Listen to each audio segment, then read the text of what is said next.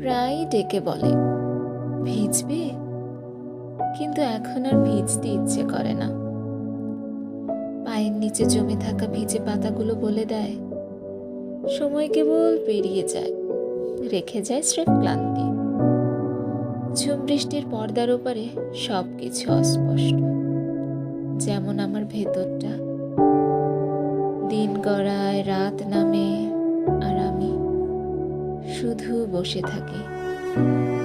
কোনো আশা নেই, অপেক্ষাও নেই। এই বসে থাকাটা এখন আর আরাম নয়, এক ধীর ক্ষয়, একটা চুপচাপ না বলা বিদ্রোহ জীবনের তাড়নার বিরুদ্ধে।